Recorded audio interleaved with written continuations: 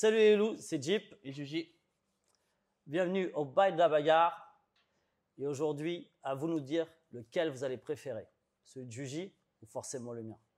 Ah, moi, je vais t'enchaîner direct. Le bail, vous le connaissez tous, c'est celui de Bruce Buffer. Tout le monde le connaît, mais je le kiffe tellement et c'est tellement dans l'esprit de la bagarre que je vais vous le raconter encore une fois. Et vous nous direz en commentaire, mais je pense qu'il n'y a même pas photo avec le tien. Vas-y, on voit, on voit. Bruce Buffer, Le fameux.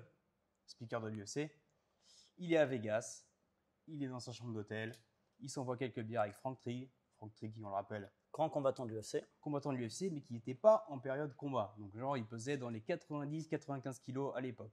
Donc, ils arrivent, ils s'enquillent 2-3 bières, ils décident d'aller manger, ils prennent l'ascenseur, hop, ils appellent l'ascenseur, tranquille, hop, ils se chauffent, tranquillement. L'ascenseur arrive, Et c'était 3 d'ailleurs. ils étaient 4. L'ascenseur arrive, il y a Dana White dans l'ascenseur et son garde du corps.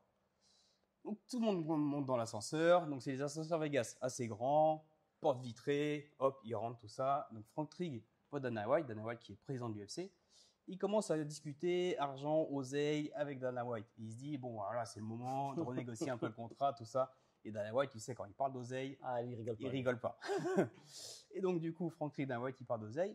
Et Bruce Buffer, un grand fan de montre, il regarde la montre de Dana White, il lui dit, hé, ton bracelet, il claque, mec, et tout, c'est un truc de ouf. Et Frank Trigg, il prend les nerfs. Il dit, mec, je suis en train de parler de mon salaire. Et toi, t'arrives, tu m'interromps, tu parles comme ça.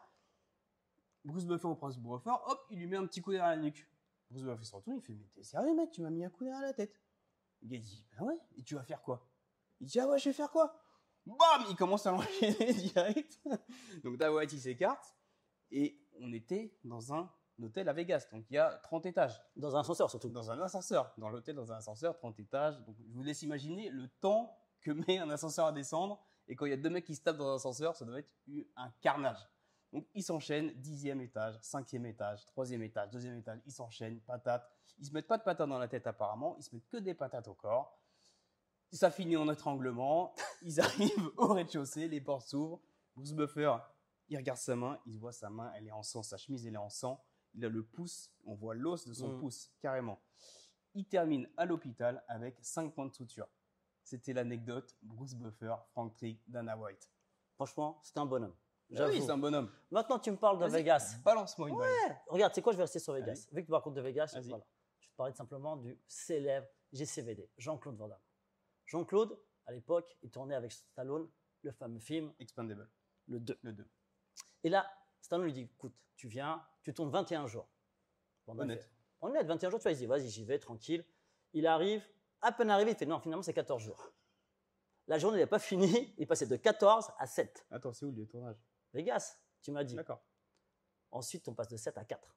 Ah, Van Damme fait, putain, 4 jours au lieu de 21. Le gars, quand tu le connais, il y a trop de temps là, trop de temps libre. Qu'est-ce qu'il fait? Le soir, il sort. Il sort, il se met bien.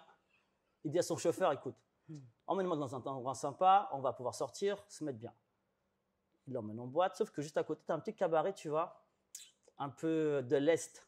Et là, il commence à teaser, vodka, il se met bien. Il se met tellement bien que pour lui, c'est pas suffisant. Il me dit, écoute, emmène-moi dans un vrai endroit de loulou. Tu vois, un truc de voyou, pas un truc comme ça. Il fait, t'es sérieux? Ouais, je suis sérieux, emmène-moi. Là, il débarque. T'as des Rouskov, ils font le triple du mec. Et lui, il se dit, allez, on y va, parce qu'il se faisait un petit concours de bras de fer. Il se fait, vas-y, moi aussi, je vais faire un petit bras de fer avec vous, les mecs. T'en as un, t'en as deux, il est chaud de fou. Parce qu'en plus, il se tape le premier, il gagne. Il se tape le deuxième, il gagne. Van Damme. Van Damme, au bras de fer. Après, tu me diras, c'est un beau bonhomme. Ah ouais, il s'entraîne. Contrairement à moi, Ouais. tu vois, il est costaud. Sauf que les gars, ils lâchent pas l'affaire. Sauf qu'il a une petite montre qui est très intéressante, tu vois. Et là, ils disent, écoute, viens, on joue les montres. Sauf que Van Damme, lui, il sait que la sienne, c'est pas une vraie. Elle est made in Thaïlande, pas made in Suisse. Mais il se dit, oh, c'est chaud. Et il veut esquiver à ce moment-là. Il se fait, ça va trop loin, tu vois. Et là, il dit à son chauffeur, écoute, va démarrer la voiture, amène-la derrière la ruelle et laisse tourner le moteur. Parce que je sais que ça. Film. Ah, et lui, il sait, tu vois, que ça part en sucette, tu vois. Il sait qu'il va perdre à un moment donné. Les mecs sont trop balèzes. Et lui, en plus, tu vois, il est enquillé, il voit plus très, très clair, tu vois. Et là, arrive à ce qui devait arriver, il perd son bras de fer.